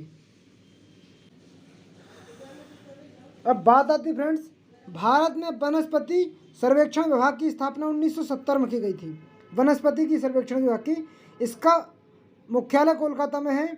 अंडमान निकोबार द्वीप समूह राज्य का केंद्र शासित तो प्रदेश के सबसे ज़्यादा वन्यजीव अभ्यारण्य यहीं पर हैं। प्रदेश के सबसे ज़्यादा वन्यजीव अभ्यारण्य हैं जो कि अंडमान निकोबार द्वीप समूह में है फ्रेंड्स। अगर ये पूछा जाता फ्रेंड्स कि भारत में केंद्र शासित प्रदेश सबसे ज़्यादा वन्यजीव अभ्यारण्य कहाँ पर हैं, तो वाइल्ड लाइफ सेंचुरी इंडिया में है। मध्य प्रदेश में स्थित बांधवगढ़ राष्ट्रीय उद्यान बंगाल के टाइगर के लिए प्रसिद्ध है। बांधवगढ़ में जो राष्ट्रीय उद्यान है फ्रेंड्स, तो बांधवगढ़ बंगाल टाइगर के लिए प्रसिद्ध है। ये आपके लोग याद रखना फ्रेंड्स। उत्तराखंड के नंदा देवी के शिखर पर स्थित नंदा देवी राष्ट्रीय उद्यान पार्क 1982 में राष्ट्रीय उद्यान बना। इस क्षेत्र के अंतर्गत फूलों की घाटी है जहां किस्म किस्म के फूलों की छटा बिखरी हुई है। दुधवा राष्ट्रीय उद्यान उत्तर प्रदेश में नेपाल की अंतर्राष्ट्रीय सीमा बनाता फ्रेंड्स। तो दुधवा राष्ट्रीय उद्यान कहाँ पर है, उत्तर प्रदेश में। और फूलों की घाटी कहाँ पर है फ्रेंड्स, उत्तराखंड में है, जो कि 1982 में बनाई गई है। ये सीमा बनाता है। 1970 में इसे राष्ट्रीय उद्यान का दर्जा मिला फ्रेंड्स। दुधवा राष्ट्रीय उद्यान उत्तर प्रदेश के नेपाल में अंतर्राष्ट्रीय सीमा बनाता है। इसे 1977 में राष्ट्रीय उद्यान का दर्जा दिया गया फ्रेंड्स। आपको ये समझ में आ गया होगा फ्रेंड्स। अब नॉर्मल जानकारी तो फ्रेंड्स मैं आपको बता चुका हूँ। अब 45 से 46 अभ्यारण्य हैं जो एग्जाम में पूछे जाते हैं, तो ये आपको नोटबुक में अपनी नोट करके लिखना है। आपके लिए काफ़ी रामबाण साबित होंगे, ज़बरदस्त रहेंगे फ्रेंड। तो राष्ट्रीय उद्यान पलामू अभ्यारण्य कहाँ पर है? झारखंड में पाया जाता है फ्रेंड्स। पलामू अभ्यारण्य झारखंड में पाया जाता है। देखिए फ्रेंड्स, जैसा कि पता है आपको, डालमा वन्यजीव अभ्यारण्य झारखंड में रहता है। डालमा भी झारखंड में है, तो झारखंड कहाँ पर? यहाँ पर है फ्रेंड्स। और हजारीबाग अभ्यारण्य झारखंड में है, तीसरे नंबर पे आएगा। तो आपको याद रखना है हजारीबाग वन्यजीव अभ्यारण्य कहाँ पर है? झारखंड में है। डालमा वन्यजीव अभ्यारण्य झारखंड में फ्रेंड्स। कैमूर वन्यजीव अभ्यारण्य फ्रेंड्स बिहार में है। कैमूर वन्यजीव अभ्यारण्य बिहार में स्थित है फ्रेंड्स। नल सरोवर अभ्यारण्य गुजरात में है। जिम कॉर्बेट राष्ट्रीय उद्यान उत्तराखंड में फ्रेंड्स। नल सरोवर की बात करते हैं तो गुजरात में है। जिम कॉर्बेट राष्ट्रीय उद्यान उत्तराखंड में है फ्रेंड्स। अगर फ्रेंड्स आपको ऐसे भूल जाता है तो मैं आपको उस तरीके से बता रहा हूँ कि कैसे। जैसे गिर राष्ट्रीय उद्यान है, गिर राष्ट्रीय उद्यान गुजरात में है। तो गिरोगे कब? जब आपको दिखाई नहीं देगा। दिखाई कब नहीं देगा? रात में। जब आपको रात में दिखाई नहीं देगा तो आप गिर जाओगे। तो नल सरोवर और गिर राष्ट्रीय उद्यान गुजरात में है। आई होप आपको समझ में आया हो। दुधवा राष्ट्रीय उद्यान उत्तर प्रदेश में फ्रेंड्स। दुधवा राष्ट्रीय उद्यान उत्तर प्रदेश में। चंद्रप्रभा राष्ट्रीय उद्यान भी उत्तर प्रदेश में। एक क्वेश्चन फ्रेंड्स कई बार पूछा जाता, चंद्रप्रभा अभ्यारण्य कहाँ पर है? तो उत्तर प्रदेश में है। दुधवा अभ्यारण्य भी उत्तर प्रदेश में है। आई होप आपको ये समझ में आया होगा। बांदीपुर राष्ट्रीय उद्यान कर्नाटक में फ्रेंड्स। तो अब आप कैसे याद रख सकते हैं? किसी भी बंदी को जो नाटक करता है तो उसको बंदी बना लिया जाता है। मतलब कोई भी नाटक करता है तो उसको बंदी बना लिया जाता है, ऐसे आप याद रख सकते हैं।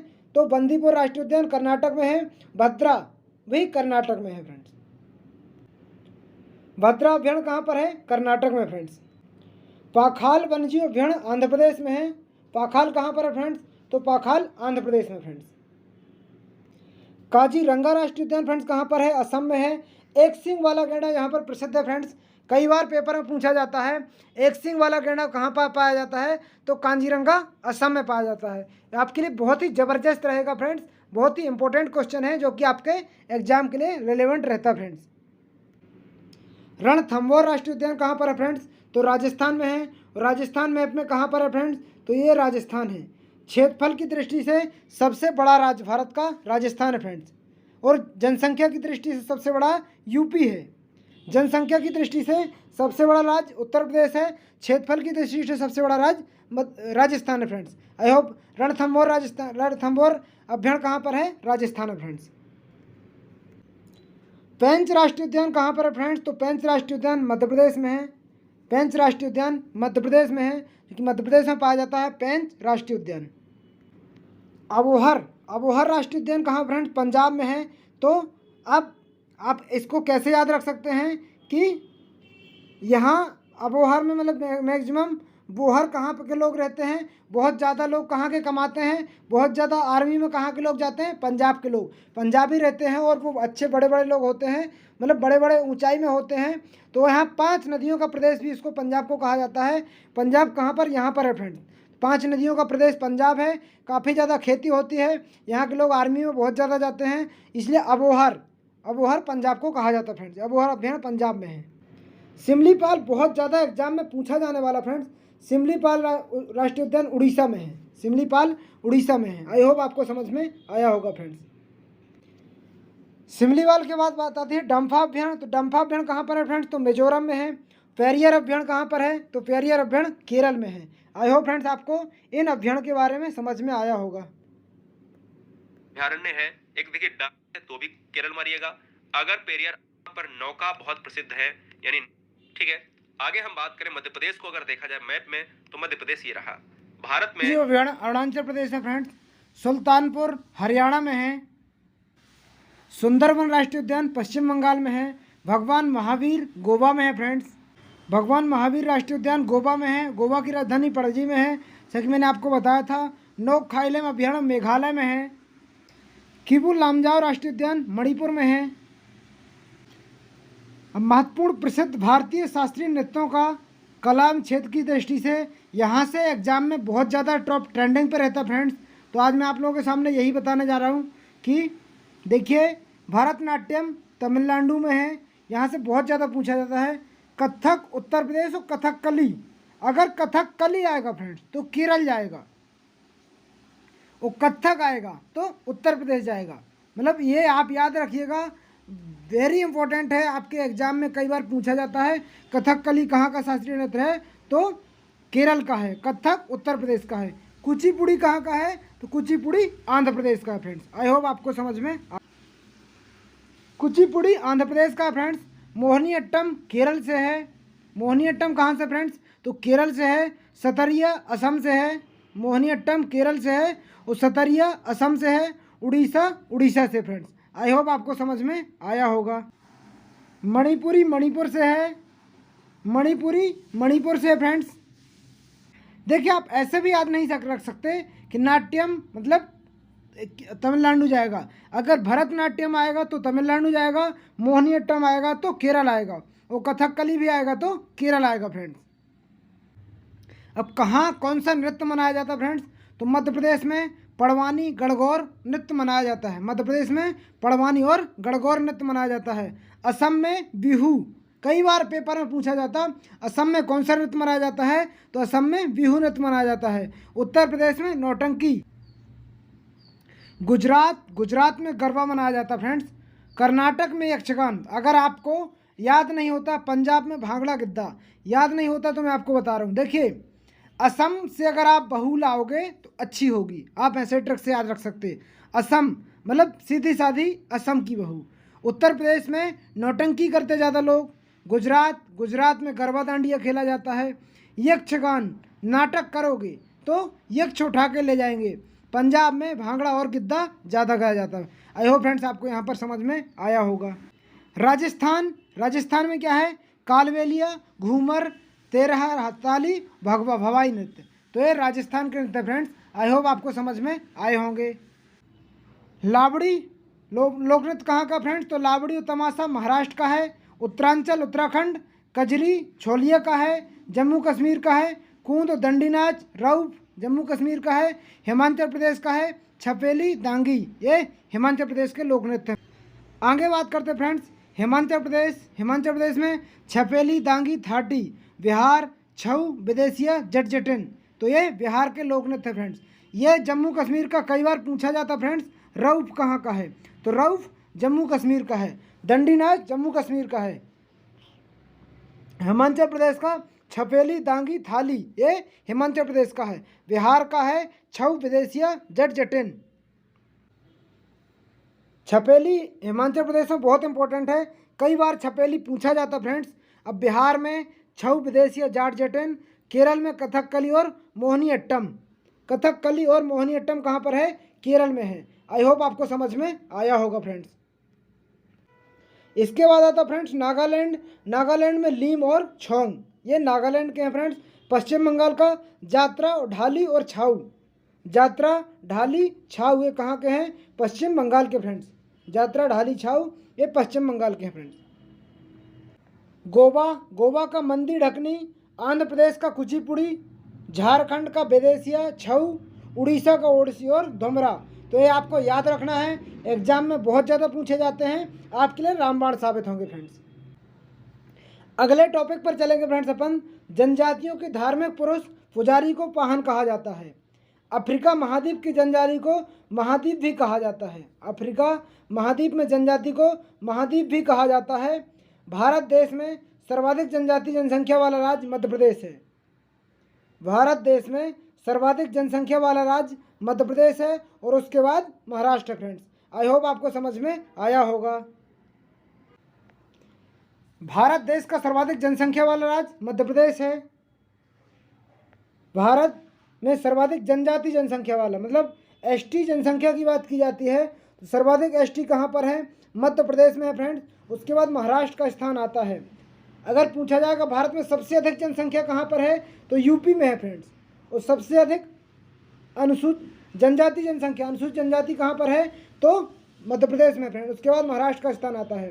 भारत में सर्वाधिक जनजाति का प्रतिशत जनसंख्या वाला राज्य मिजोरम है, 94% है फ्रेंड्स। भारत देश में सर्वाधिक जनजाति प्रतिशत वाला केंद्र शासित प्रदेश लक्षद्वीप है फ्रेंड्स। भारत देश में न्यूनतम जनजाति जनसंख्या वाला राज्य गोवा है, यानी कि सबसे कम जनसंख्या गोवा में है। और उसके बाद उत्तर प्रदेश का स्थान आता है। पंजाब, हरियाणा, दिल्ली, चंडीगढ़ में कोई भी जनजातियां निवास नहीं करती, मतलब ये यहाँ पर कोई भी जनजातियां निवास नहीं करती। किसी भी जनजाति समुदाय को अधिसूचित करने का अधिकार राष्ट्रपति के पास है। किसी भी जनजाति को अधिसूचित करने का अधिकार केवल और केवल राष्ट्रपति के पास है फ्रेंड्स। अब देश जनसंख्या के आधार पर सबसे बड़ी 3 जनजाति समूह हैं। जनसंख्या के आधार पर सबसे बड़ी 3 जनजाति हैं। पहली गोंड है, दूसरी भील है, तीसरी संथाल है फ्रेंड्स। ये देश में जनसंख्या की सबसे बड़ी, मतलब कई बार पेपर में पूछा जाता कि भारत में सबसे बड़ी जनजाति कौन सी है फ्रेंड, तो भारत में सबसे बड़ी जनजाति गोंड है और उसके बाद भील आता है और उसके बाद संथाल आती है। तो संथाल कहाँ पर पाई जाती, ये झारखंड में पाई जाती फ्रेंड्स।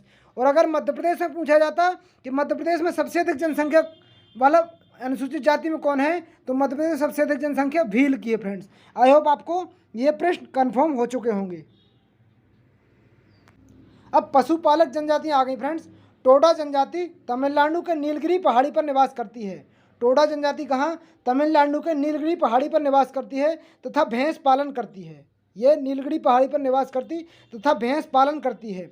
गद्दी एवं बकरवाल जनजाति हिमाचल प्रदेश में निवास करती है तथा भेड़ बकरी पालन करती है। अब आपके पास कई बार एग्जाम में आता है टोडा जनजाति कहाँ निवास करती है, तो आपको डायरेक्टली लगाना तमिलनाडु के नीलगिरी पहाड़ी में। अब कई बार ऐसा भी आ सकता है नीलगिरी पहाड़ी कहाँ पर स्थित है, तो तमिलनाडु में फ्रेंड्स। अब गद्दी और बकरवाल जनजाति कहाँ पर है, तो गद्दी और बकरवाल जनजाति हिमाचल प्रदेश में निवास करती। आपके पास हर प्रकार से प्रश्न आने की संभावना रहती फ्रेंड्स, कैसे भी प्रश्न आए आपको सही करना है। चकमा जनजाति के लोग बांग्लादेशी के मूल निवासी हैं। अब चकमा जनजाति जो है फ्रेंड्स बांग्लादेश के मूल निवासी हैं तथा पूर्वोत्तर भारत में प्रमुखतः त्रिपुरा में शरणार्थी के रूप में प्रवेश कर गए हैं। चकमा जनजाति ये बांग्लादेश की है लेकिन शरणार्थी के रूप में त्रिपुरा में प्रवेश कर गए हैं, क्योंकि त्रिपुरा भारत को बांग्लादेश को 3 ओर से घिरा हुआ है, तो इन लोग मतलब शरणार्थी के रूप में प्रवेश कर गए हैं चकमा जनजाति, तो बांग्लादेश की मूल निवासी फ्रेंड्स। राज्य एवं जनजातियों प्रमुख बातें कई बार पेपर में पूछा जाता है, तो आपको ये याद होना चाहिए। जम्मू कश्मीर में क्या है फ्रेंड्स, तो गुज्जर जनजाति है। गुज्जर जनजाति कैसी है, यह एक मुस्लिम जनजाति फ्रेंड्स, ये आपको याद रखना है। गुज्जर जनजाति कैसी है, यह एक मुस्लिम जनजाति कहलाती फ्रेंड्स। इसके साथ ही साथ फ्रेंड्स हिमाचल प्रदेश में कौन कौन जनजाति पाई जाती है, तो गद्दी, बकरवाल, जद्दा और किन्नौर, ये जनजातियां कहाँ पर हिमाचल प्रदेश में पाई जाती हैं, पहाड़ी ढलानों पर निवास करती हैं। ये जनजातियां कहाँ, पहाड़ी ढलानों पर निवास करती हैं, गद्दी तथा बकरवाल जनजाति, तथा भेड़ों को पालती हैं, उन्हीं के उत्पादों पर आश्रित रहती हैं। गद्दी जनजाति, बकरवाल जनजाति बकरियों भेड़ों को पालती हैं, उन्हीं के उत्पादों पर आश्रित रहती हैं और ये हमेशा हिमाचल प्रदेश में पाई जाती फ्रेंड्स। उत्तराखंड थारू, बुक्सा, भोटिया और जौनसारी, तो फ्रेंड्स ये उत्तराखंड के कई बार पेपर में पूछे जा चुके हैं। थारू जनजाति कहाँ पाई जाती है, तो उत्तराखंड में। बुक्सा कहाँ पाई जाती है, उत्तराखंड में। भोटिया उत्तराखंड में, जौनसारी उत्तराखंड में। थारू जनजाति के लोग दीपावली को शोक पर्व के रूप में मनाते हैं फ्रेंड्स। कई बार एग्जाम में आता है थारू जनजाति के लोग दीपावली को किस पर्व में मनाते हैं, तो शोक पर्व के रूप में मनाते हैं। दूसरा फ्रेंड उत्तर प्रदेश कोई विशेष जनजातियां निवास नहीं करती। उत्तर प्रदेश में कोई भी विशेष जनजातियां नहीं हैं। हिमालय के तराई वाले क्षेत्रों में उत्तराखंड की ही जनजातियां निवास करती हैं। मतलब थारू जनजाति जो है हिमालय के तराई वाले क्षेत्रों में उत्तराखंड की ही जनजातियां निवास करती, ये उत्तर प्रदेश में कोई भी जनजातियां नहीं रहती फ्रेंड्स। अब मीणा, गरसिया और कालबेलिया राजस्थान में ये ज़्यादा पाई जाती फ्रेंड्स। मीणा, गरसिया और कालबेलिया।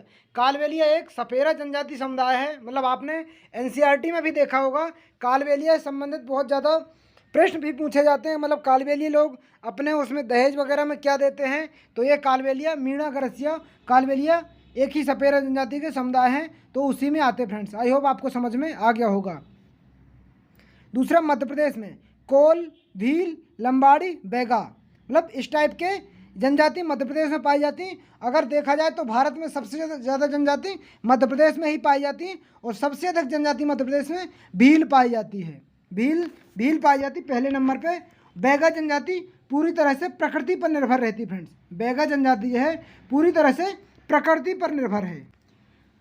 अब बैगा के बाद सहारिया भी आती है फ्रेंड्स। ये सारी मध्य प्रदेश की जनजातियां हैं। इसके बाद अपन छत्तीसगढ़ की जनजातियों के बारे में जानेंगे फ्रेंड्स। अब छत्तीसगढ़ में अगरिया और भारिया कुछ मात्रा में मध्य प्रदेश की जनजातियां भी यहाँ निवास करती हैं, क्योंकि आपको पता है पहले पार्ट हुआ करता था छत्तीसगढ़ भी मध्य प्रदेश का, तो कुछ मध्य प्रदेश की जनजातियां भी छत्तीसगढ़ में निवास करती हैं, तो ये मध्य प्रदेश की जनजातियां कहलाती हैं फ्रेंड्स। गारो, खासी और जैंतिया ये मेघालय में पाई जाती फ्रेंड्स। कई बार पूछा जाता है गारो कहाँ की जनजाति है, खासी कहाँ की जनजाति, जयंतिया कहाँ की है, तो ये मेघालय की जनजातियाँ फ्रेंड्स। असम में बोडो, गारो, खासी, जैंतिया, असम में आएगी फ्रेंड्स बोडो, गारो, खासी, जैंतिया। अरुणाचल प्रदेश में आएगी फ्रेंड्स डफला, मिरी, अबोर, मिसमी, ये अरुणाचल प्रदेश की जनजातियाँ फ्रेंड्स। नागालैंड की नागा, कोन्याक, नागा जनजाति में विवाह समारोह में नरमुंड वाला को पहनाकर शौर्य किया जाता फ्रेंड्स। मणिपुर को कुंकी के नाम से जाना जाता है। नागालैंड, नागा और कोन्याक, नागा जनजाति के विवाह में समारोह में नरमुंड वाला को पहनकर शौर्य प्रदर्शन कराया जाता फ्रेंड्स। मणिपुर का है क्या, कुंकी। उसके बाद फ्रेंड्स आ जाते हैं अपने मंदिर और स्थान, कौन सा मंदिर कहाँ पर है, कई बार पेपर में पूछा जाता फ्रेंड्स। तो चेन्नकेश्वर मंदिर बेल्लूर कर्नाटक में है। सूर्य मंदिर ब्लैक पंगोड़ा के नाम से जाना जाता है, ये कोणार्क उड़ीसा में है। बृहदेश्वर मंदिर तंजौर तमिलनाडु में है। गायकोड़ा चोलीश्वरम मंदिर गायकोड़ा चोलीश्वरम तमिलनाडु में फ्रेंड्स। इसके बाद ऐरावतेश्वर मंदिर दारासुरम तमिलनाडु में फ्रेंड्स। हजाराराम मंदिर हम्पी कर्नाटक में है फ्रेंड्स। विरूपक्ष मंदिर पट्टकल कर्नाटक में है। स्वर्ण मंदिर अमृतसर पंजाब में है फ्रेंड्स। जगन्नाथ मंदिर पुरी उड़ीसा में है। कैलाश मंदिर एलोरा महाराष्ट्र में फ्रेंड्स। महाबलेश्वर मंदिर उज्जैन मध्य प्रदेश में है। तो आपको पूरा ज्ञान लेना फ्रेंड्स, अधूरा ज्ञान आपको हानिकारक हो सकता है, इसलिए आप पूरा वीडियो अवश्य देखिए फ्रेंड्स। इसके बाद तिरुपति मंदिर, सौर मंदिर महाबलीपुरम तमिलनाडु में फ्रेंड्स। सोमनाथ मंदिर जूनागढ़ गुजरात में है। तिरुपति मंदिर चित्तूर आंध्र प्रदेश में है। सबरीमाला मंदिर पथानमथिट्टा केरल में है। दिलवाड़ा मंदिर माउंट आबू में है। कामाख्या मंदिर गुवाहाटी असम में है। ज्येष्ठा देवी मंदिर श्रीनगर जम्मू कश्मीर में फ्रेंड्स। तो आई होप आपको ये समझ में आ गया होगा। इसके बाद फ्रेंड्स आपके लिए चिड़ियाघर बहुत ज़्यादा इंपॉर्टेंट हो गए। यहाँ से आपके लिए कई बार पेपर में आता ही आता है। तो भारत में 28 राज्य 8 केंद्र शासित प्रदेश हैं, ये मैं आपको पहले भी बता चुका हूँ, और अब इसके बारे में चिड़ियाघर के बारे में अपन विस्तार से जानेंगे। कौन से चिड़ियाघर कहाँ पे फ्रेंड्स, इनका स्टार लगा के लिख लीजिए। एलन वन चिड़ियाघर कानपुर में है। अलीपुर प्राणी उद्यान कोलकाता में है। अलीघर अन्ना चिड़ियाघर चेन्नई में है। इंदिरा गांधी प्राणी उद्यान विशाखापट्टनम में है। कमला नेहरू प्राणी उद्यान अहमदाबाद में फ्रेंड्स। इसके बाद फ्रेंड्स आता है इंदिरा गांधी विशाखापट्टनम में है। कमला नेहरू अहमदाबाद में है। छतवीर चिड़ियाघर जीरकपुर पंजाब में है। नंदनकानन प्राणी उद्यान भुवनेश्वर में है। राष्ट्रीय प्राणी उद्यान दिल्ली में है फ्रेंड्स। नेहरू प्राणी उद्यान हैदराबाद में है। चाय राजेंद्र प्राणी उद्यान मैसूर में है। सकरवार प्राणी उद्यान जूनागढ़ में है। नायडू हिमालय जूलॉजिकल पार्क दार्जिलिंग में है फ्रेंड्स। ये एग्जाम में पूछे ही जाते फ्रेंड्स, जैसे एलन वन चिड़ियाघर कानपुर में है। अलीपुर प्राणी उद्यान कोलकाता में है। अलीघर अन्ना चिड़ियाघर चेन्नई में है। इंदिरा गांधी प्राणी उद्यान विशाखापट्टनम में। कमला नेहरू प्राणी उद्यान अहमदाबाद में। छतवीर जीरकपुर पंजाब में। नंदनकानन भुवनेश्वर। राष्ट्रीय प्राणी उद्यान दिल्ली में है। नेहरू प्राणी उद्यान हैदराबाद। श्री चाम राजेंद्र प्राणी उद्यान मैसूर में है। सक्करबाग प्राणी उद्यान जूनागढ़ में है। और नायडू हिमालय जूलॉजिकल पार्क दार्जिलिंग में फ्रेंड्स। भारत की सबसे बड़ी झील फ्रेंड्स चिल्का झील उड़ीसा में है, और यह खारे पानी की झील फ्रेंड्स। यहाँ से कई बार एग्जाम में पूछा जाता है खारे पानी की झील कौन सी है, तो चिल्का झील है। कहाँ पर है, उड़ीसा में फ्रेंड्स। यह एक लैगून झील है। ये समुद्र तट के पास एक लैगून प्रकार की झील है फ्रेंड्स। भारत की सबसे बड़ी ताज़े पानी की झील, भारत की सबसे बड़ी ताज़े पानी की झील बुलर झील जम्मू कश्मीर में। यह एक मीठे पानी की झील है फ्रेंड्स। सबसे ताज़े पानी की झील बुलर झील है, जम्मू कश्मीर में है। यह एक मीठे पानी की झील है, झेलम नदी के मार्ग में बनती है फ्रेंड्स। ये आपको यह भी पता होनी चाहिए यह कहाँ बनती है, तो झेलम नदी के मार्ग में बनती है। भारत की सबसे ऊंचाई पर स्थित झील सिक्किम में स्थित है, मतलब ये वाली झील भारत की सबसे ऊंची झील है और सिक्किम में स्थित है। चोलामू झील को त्योलामहो झील भी कहते हैं। इसकी ऊंचाई 5330 मीटर है फ्रेंड्स। इसकी ऊंचाई कितनी है? 5330 मीटर है। आपको याद रखना फ्रेंड्स, कई बार एग्जाम में पूछा जाता है। सिक्किम में जो सबसे ऊंचाई पर झील है चोलामू झील। उसके बाद अपना आता है पूर्वोत्तर भारत में सबसे बड़ी झील मणिपुर राज्य में स्थित है। पूर्वोत्तर भारत की सबसे बड़ी झील मणिपुर राज्य में स्थित है, लोकटक झील है। इसी के पास एक राष्ट्रीय उद्यान केवल लामजाओ है, दुनिया का एकमात्र तैरता हुआ राष्ट्रीय उद्यान। कई बार पेपर में पूछा जाता फ्रेंड्स, केवल लामजाओ राष्ट्रीय उद्यान कैसा है? केवल लामजाओ दुनिया का एकमात्र तैरता हुआ राष्ट्रीय उद्यान है केवल लामजाओ। ये मणिपुर राज्य में स्थित है फ्रेंड्स। तो पूर्वोत्तर भारत की सबसे बड़ी झील मणिपुर राज्य की में फ्रेंड लोकटक झील है। अब कई बार ऐसा भी फ्रेंड्स पूछा जाता है लोकटक झील कहाँ पर है, तो लोकटक झील फ्रेंड्स मणिपुर में है। इसी के पास एक राष्ट्रीय उद्यान है किवुल लामजाओ, जो दुनिया का एकमात्र तैरता हुआ राष्ट्रीय उद्यान है। आई होप आपको ये समझ में आ गया होगा, एग्जाम में यहाँ से कई बार फ्रेंड्स पूछा जाता फ्रेंड्स। मणिपुर का क्षेत्र कौन सा फ्रेंड्स देख लीजिए आप मैप में, पूर्वोत्तर का राज्य है मणिपुर। यहाँ ये मणिपुर के बारे में जैसे मैंने टिक लग के बताया है, ये मणिपुर है, मिजोरम है, नागालैंड है, अरुणाचल प्रदेश, असम, मेघालय, त्रिपुरा। इसको सेवन सिस्टर के नाम से भी जाना जाता है फ्रेंड्स। ये पूर्वोत्तर का राज्य है, इसको सेवन सिस्टर के नाम से भी जाना जाता है। ये सिक्किम ही इसको जोड़ता है, सिक्किम इन राज्यों को जोड़ता है। अगर यहाँ थोड़ी दिक्कत हो जाए तो ये सारे राज्य मतलब भारत से अलग होने की संभावना हो जाती है फ्रेंड्स। तो ये सारे यहाँ जोड़ते हैं। बाकी लद्दाख, जम्मू कश्मीर, हिमाचल प्रदेश, पंजाब, चंडीगढ़, उत्तराखंड, हरियाणा, दिल्ली, उत्तर प्रदेश, राजस्थान, मध्य प्रदेश, महाराष्ट्र, इस टाइप के दादर नगर हवेली यहाँ पे है। आई होप फ्रेंड्स मैप के माध्यम से आपको समझ में आ गया होगा। जम्मू कश्मीर पेंगोंग त्यो झील चाइना के अधिकार वाले कश्मीर में स्थित है। पेंगोंग त्यो झील कहाँ पर है फ्रेंड्स? चाइना का अधिकार जो आधिकारिक चीन है। बुलर झील झेलम के सर्पिलकार चलने के कारण बनी है, जो गोखर झील भी कहा जाता है। कई बार पेपर में पूछा जाता है बुलर झील को क्या कहा जाता है, तो इसको गोखर झील भी कहा जाता है। डल झील ताजे पानी की झील है, यहाँ पर डल पाए जाते फ्रेंड्स। याद रखना फ्रेंड, डल झील ताजे पानी की झील है। डल झील क्या है? ताजे पानी की झील है। मनसार झील, शेषनाग झील, अनंतनाग झील, नागिल झील, ये सारी झील फ्रेंड जम्मू कश्मीर में पाई जाती हैं। जैसे कि मैप में देखिए आप, जम्मू कश्मीर यहाँ पर है, तो मैप में आप देख सकते हैं ये जम्मू कश्मीर की झील है। जहाँ पर जैसे कि नांग आएगा, मनसार झील भर ऐसे अलग है, जहाँ पर नांग आएगा वो मैक्सिमम जम्मू कश्मीर में पाई जाती फ्रेंड्स। इसके बाद फ्रेंड्स आता है हिमाचल प्रदेश में सूरजताल झील बड़ा लाचला दर्रे के पास ताजे पानी की झील है फ्रेंड। सूरजताल झील बड़ा लाचा के पास हिमाचल प्रदेश में ताजे पानी की झील कहलाती है। चंद्रताल झील, नाको झील, रेणुका झील सिरमौर जिले में स्थित यह एक ताजे पानी की झील है। यहाँ पर एक चिड़ियाघर भी स्थित है फ्रेंड्स। हिमाचल प्रदेश में यहाँ पर एक चिड़ियाघर भी स्थित है। आई होप फ्रेंड्स आपको यहाँ समझ में आया होगा। उत्तराखंड का नैनीताल झील नैनी झील के नाम से जाना जाता है। रूपकुंड झील, भीमताल झील, और मैक्सिमम फ्रेंड्स जहाँ पर ताल रहता है वो उत्तराखंड की झील ही रहती हैं। तो आप ये चीज़ भी याद रखिए फ्रेंड्स।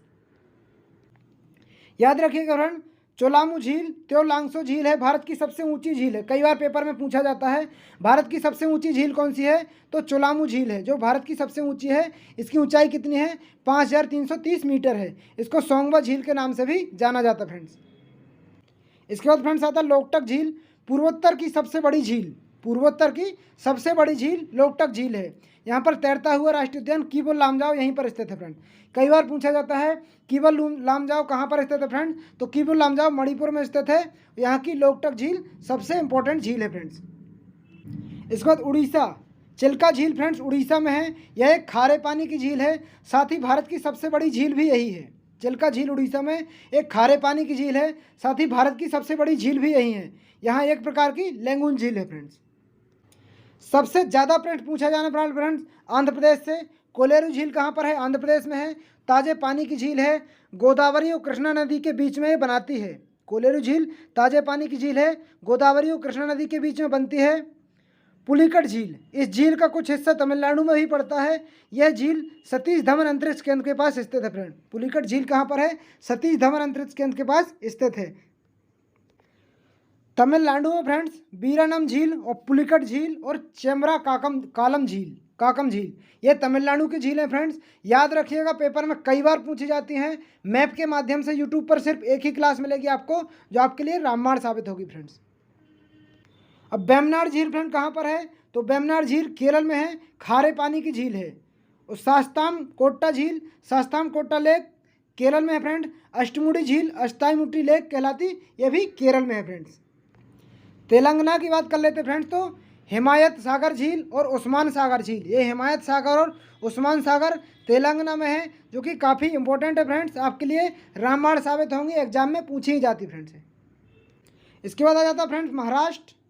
महाराष्ट्र में लोनार झील ज्वालामुखी द्वारा निर्मित झील है। महाराष्ट्र में कौन सी फ्रेंड्स? लोनार झील है, जो कि ज्वालामुखी द्वारा निर्मित झील है। इसके बाद आता है मध्य प्रदेश, तवा पोहर झील।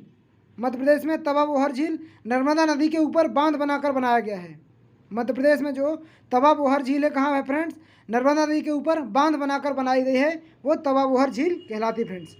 आगे बात करते हैं गुजरात की, तो नल सरोवर झील गुजरात में फ्रेंड्स। गुजरात कहाँ पर है फ्रेंड्स? आप जैसे कि मैप में देख पा रहे हैं आप, ये गुजरात है, यहीं पर नल सरोवर झील पाई जाती फ्रेंड्स। आई होप आपको समझ में आ गया होगा।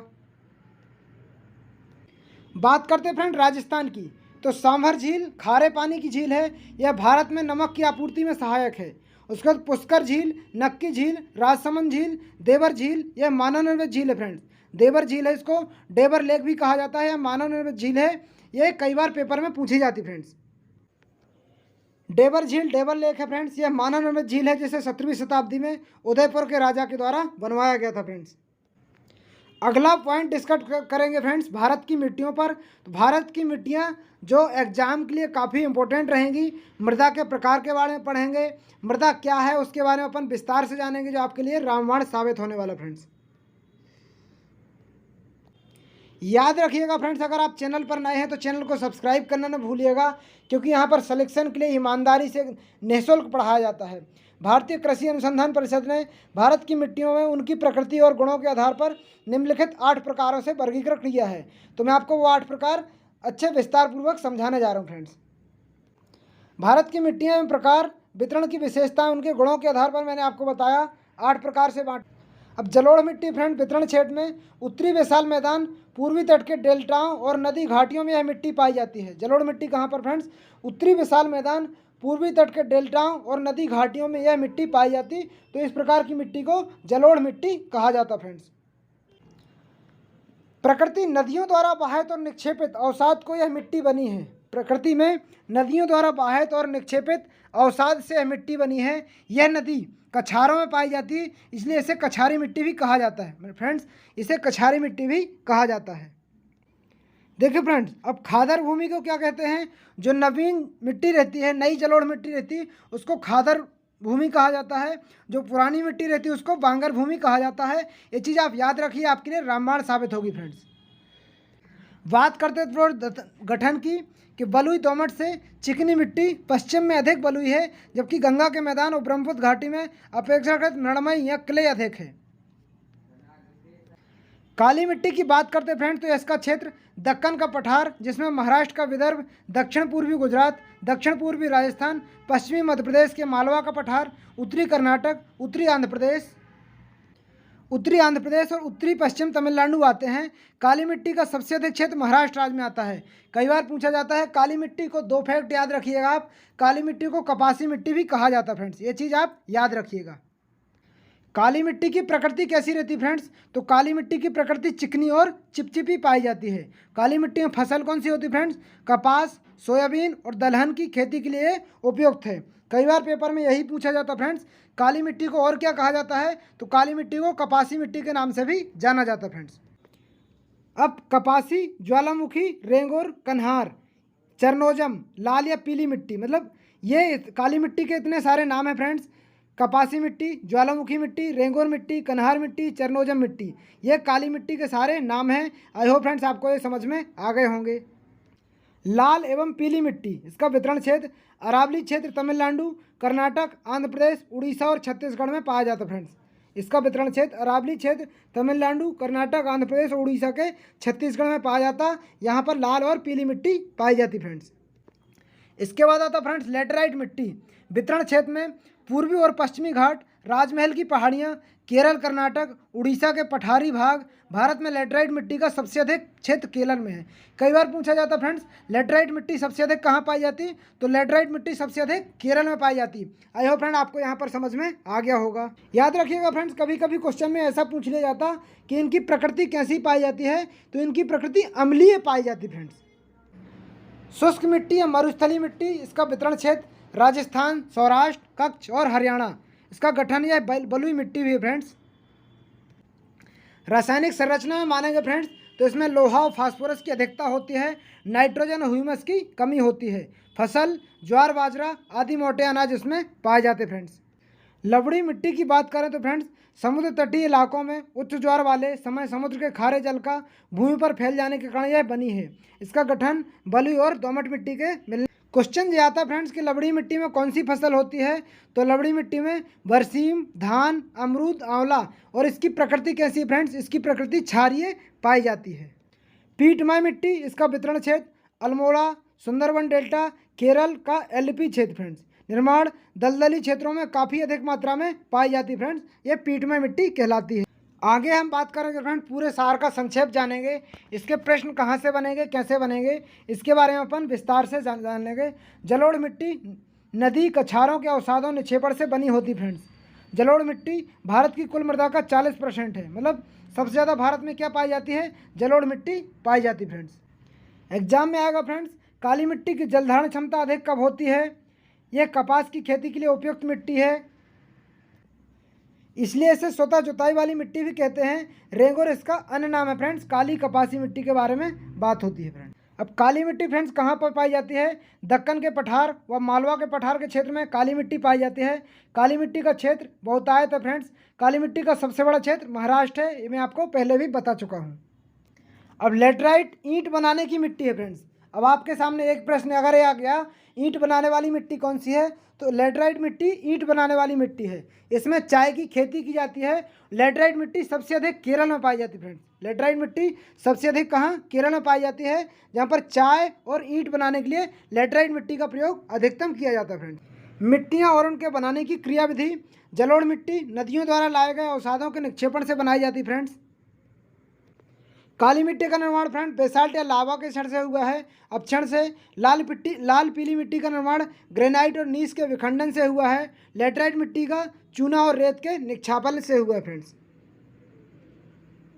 अब मिट्टी और फसल में उपयुक्तता फ्रेंड्स, जलोढ़ मिट्टी गहन खेती के लिए जानी जाती है।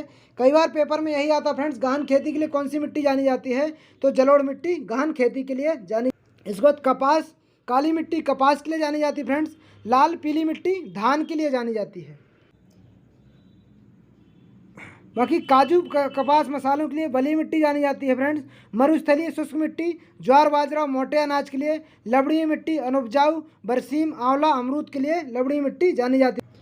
देखिए अगर आपने भूगोल का शुरू से अंत तक वीडियो देखा है तो अब आपको एनसीईआरटी देखने की बिल्कुल भी ज़रूरत नहीं है। आप टेलीग्राम से जुड़ जाइए। एग्ज़ाम तक का टेलीग्राम है फ्रेंड्स, वो आपके लिए काफ़ी कारगर सिद्ध होगा। और ऐसे ही मैराथन की वीडियो हम डालते रहेंगे आपके लिए।